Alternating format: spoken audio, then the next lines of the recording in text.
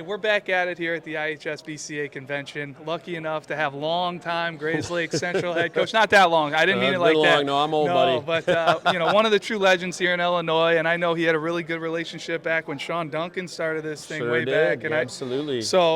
Really, really lucky to have you on. And just we have not had your questionnaire yet, so I haven't been able to, dissect the team. Otherwise, I'd be able to get in there a little more. But talk to me. 24-11 last year, got upset by Crystal Lake Central. You just mentioned it. Who'd you lose? What do you got coming back? How are we feeling? Yeah, thanks, Drew. And hey, again, shout out to your group, PBR. I mean, what you guys do for high school kids is unbelievable. I mean, you are a staple in every community, and the way you guys promote kids, and what I always tell people is you're passionate about what you do, and kids are in your best interest, and it's clear that that's how you guys go about it. So I feel honored to just be here at the table with you guys because you guys are the best of the best, and I truly mean that. Thank you for making a difference in high school baseball, because I know a lot of states, and you guys are in almost all the states now, but we feel very blessed as coaches to have you guys in the state of Illinois. So thank you. Wow, I was not expecting that. Thank you. And thank you. Really appreciate that. Yeah, no, thank you. Love to hear it. You've helped a lot of our players, and yeah, we've got a mix of guys coming back. Graduated some of our top arms that have kind of moved on. I think this year for us, we've got 17 seniors. It'll be headlined by Cal Hansen, who's a Parkland commit. Yes. We brought Cal up as a sophomore during our state tournament run, and he kind of, got his feet wet in 2023. And, now he's a middle of the order kind of guy for us, and he's going to throw for us as well, a lefty who can get some guys out. So, we'll kind of build around him. He's an elite first baseman, great character kid, and, a couple other kids coming back, Colton Ohm, who's a College of Lake County commit. He's our leadoff hitter. He'll be he'll be in the top two of our rotation. A couple of lefties that we'll be able to rely on with him and Cal. That's going to be our key. We, as a coach, feel very gifted up the middle. We've got three guys up the middle that. We got two elite shortstops, and one of them will get to play second probably at times. So that covers up a lot of coaches' mistakes when you have guys that make difficult plays look routine. Carson Woods, who's a junior for us, he's the third Woods to kind of come through our generation of the program. Okay. And we have a sophomore by the name of Charlie Surowick, who you'll be hearing a lot about. He is an up-and-comer in that class. Great. Elite player. High baseball IQ for a young kid, and just gets after it, each and every day. So we're excited about those two dudes in the middle. Perfect. Like I said, they're going to make up for a lot of coaches' mistakes, and a lot of balls are hit to the middle of the diamond, as you know. So it helps us. Well, and you have them for a couple of years. It sounds like they're not seniors. We're going to try now. not to screw them up. That's the best thing. Feel fortunate. Grayslake's a baseball community, and I know that. There's a lot of credit to go around for the success that we've had, but it really starts with the community. And as I tell my freshman coaches every year, we get a lot of kids in the program that are inspired to play baseball. Let's not burst that bubble. Let's keep them inspired, and let's keep challenging them, and let's make it fun. And obviously we want to develop them as well. But when you have a lot of guys in your funnel and kids pushing kids at practice every day, that's what keeps your program at a level, I believe, that of sustainability, because kids know they can't take a day off. And at the end of the day, the best motivator is playing time, and we've got a lot of depth, and that forces kids to, like I said, not take a day off, and it makes us better. Forces competition. It does. Yeah, it does. It makes us better, So it's it works out, works out pretty well. I love to hear that. And Cal Hansen is a guy that I really got a good look at this year for the first time. And he does a lot for me, just as far as long levered, plenty more weight and physicality and muscle to come, but the swing really works. And you said he's going to Parkland. Parkland commit. Great commit. Great get for them. Yes. What a really good spot, because I think there's a huge ceiling there with Cal. Yeah.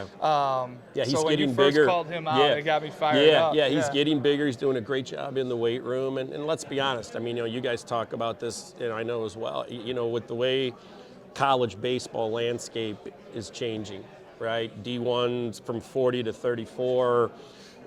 Coach Tishy, who's been with me for a long time, I mean, we really push a lot of kids to junior college. You know, my son played 2 years of junior college. He threw over 100 innings in 2 years of junior college. And a lot of those innings were thrown against D1 drop-downs. So, I mean, it's, as you guys know, because you guys cover that as well, it's good baseball. Yes. It's good baseball, and gone are the days of a D1 coach coming and talking to a kid and going, hey, we like you as a catcher.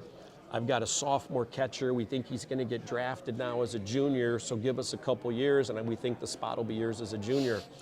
It's not like that anymore. You're spot on. It's not like that anymore. Yeah. So, you know, on the positive side, if you're a player getting recruited by D1, you probably got a chance to play as a freshman, right? Rosters of 34, half of those guys are going to be arms. So if you're a position guy, position players are only going 2 deep. Yeah. Except at catching. So you're right there. It's a crazy time. Yes. It can be a good opportunity for folks if they understand what bucket or swim lane they probably should be in coming out of high school. And I think that's where we as high school coaches, more so than ever, spend a lot of time with those kinds of conversations with kids and parents and try to navigate that. That's you're bringing up them. so many good points Yeah. here, Coach, because I think the hardest thing any high school athlete, deals with is being realistic. Absolutely. And a parent, you know, they all Absolutely. want what's best for their kid, and we get it, we understand. Yep. You know, Yep. especially after being a father, you Yeah. always want what's best for Yeah. your kid. But sometimes what's best for your kid maybe isn't that Roman numeral that says D1. Maybe it's, hey, it's NAIA, it's JUCO, it's D3, and it's never been better at those levels. There's no But question. baseball continues to get better. There's no question. Yeah. You know, and we tell kids all the time, do you want to be on a college roster or do you want to play college baseball? Those are two different things. 100%. Those are two different things. And, you know, because most kids, if you're going to go play ball in college, you're used to playing in high school. And being one of the top guys hitting the 3-hole. Exactly. Yes, sir. So, you know, we focus a lot of time on, and I think it's gotten better with the college coaches as well. I think because they have to be spot on now with the guys that they're bringing in. Yep. Because, you know, the classes are getting smaller and they're paying are. more attention to the ones they really, really want. They're really trying to identify instead of hey, I got one look at this guy. It looks really good. Let's bring him in. And if he develops great, and if not, no, they can't take those chances anymore. Yeah, 100%. So that's the exciting part of coaching. Yeah. I mean, obviously we love the games, we love all the other stuff, but it's being able to play a somewhat pivotal role in helping kids and their families find the right fit academically, socially, you know, and athletically. And you've done it for so long. Yeah. And you've pushed so many guys on, and I We've say been that as fortunate, such a Drew. Yeah, compliment. thank I you. don't mean that. No, but you're no, right. you have. You've had so many players come through there, and you've seen it, and you know, and then you see who succeeds at that level. And exactly. That's how you learn how to do this and how to No educate question. the parents and players the right way. So No question. You are a tremendous resource in that community and at Grayslake thank you. Central. From Thank what you. I understand and all the communications I've ever had with you, Yeah. are there any guys, before we go, in 25 or beyond that's coming through the program? You mentioned your middle infield. Is there anybody else I need to be like, hey, you know, PBR or Drew, like this could be someone to watch? Yeah, I'll tell you what. I'll tell you what. I I got to give a shout out to. We have a freshman catcher by the name of Nate Cope. He plays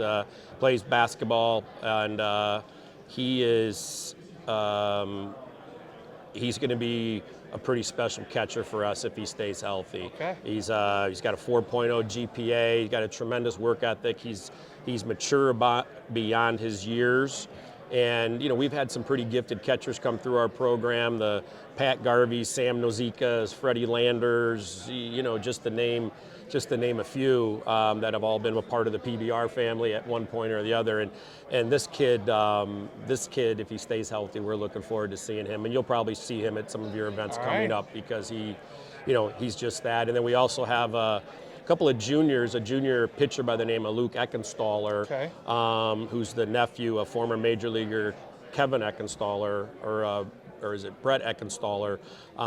Either way, I'm going to be looking it up. Look it up. I think he was at one of your recent PBR events, and 6'4", still growing. big old kid who just loves baseball, and like they say, you can't coach size. Exactly. And he looking forward, he's going to be a key part in the rotation for us this year.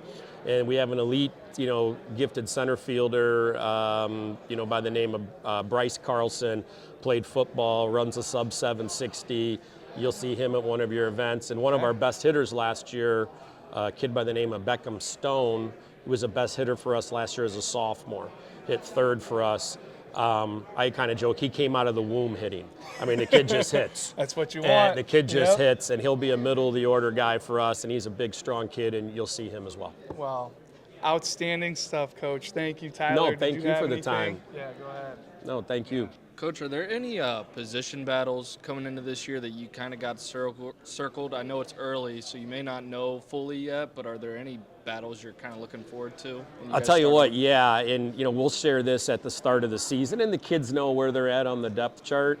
And I chuckled when I was inside there when I think it was the Kentucky coach, one of his last slides said, if you hit, you won't sit.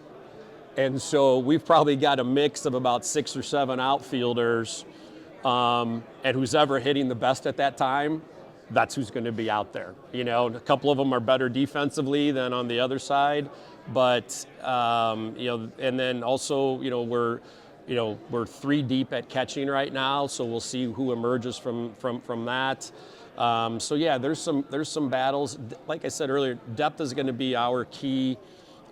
We go to Florida every year for spring break, and we get 8 games in down there. And we get non-official and official, but the non-officials are played against quality varsity teams whose maybe state doesn't allow them to play a game that counts, or they only get 25 games during the regular season. They don't want to spend one down there. So the competition is great, and then we're able to, it's like a true spring break, true spring training for us. We get to see guys over a period of 4 or 5 days outside. You'd like to think we'll be outside before we go, but last year was a gift. Whether or not it's going to happen 2 years in a row, what are the chances of that happening? But that's where when we come back from Florida, we have a better idea, right? And that certainly helps us, and we see some great, I think, this year we're playing Mount Verde Academy. And we played them in my 23 team that went downstate. They waxed us 10-0.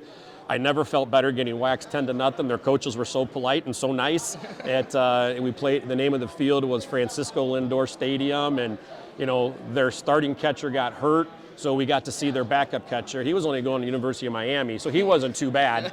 We're like, all right, so that's what that looks like. Stuff. But it's great for your kids to see that. We don't go down there to pick up a bunch of wins. How often do you get a chance to play a team like that? So anytime we go down there and we can get them on the schedule, hey man, let's go play them. Let's go play them. Let's play the best that we can. Well, on that topic of schedule, I mean, you already mentioned the Florida trip. Is there, maybe a non-conference matchup? We got Mount Carmel coming up to the Ram this year. Okay. Yeah, right. One of my assistant coaches played college ball with Coach Hurley, and he's like, hey, let's get Mount Carmel on the schedule. And I'm like, well, the joke around Grayslake is, the Ram don't travel on Saturday. We think we got a pretty nice field. It's usually playable, and our parents do a great job with cookouts. So they're coming up in April. We're doing a try on one of the Saturdays in April with Lake Zurich, who my buddy Coach Mano is now the head coach there, and Prospect. So we're going to do a try on one of the Saturdays there. We host Libertyville on a Saturday.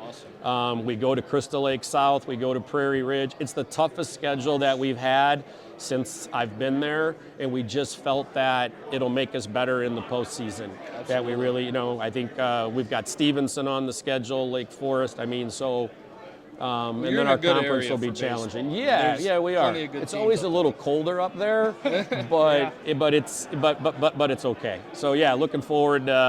Hopefully Mother Nature cooperates and we get to see Mount Carmel come up and show off our facility and our kids play against some of these guys in the summer through the White Sox Aces Association or Cangelosi. So it's good.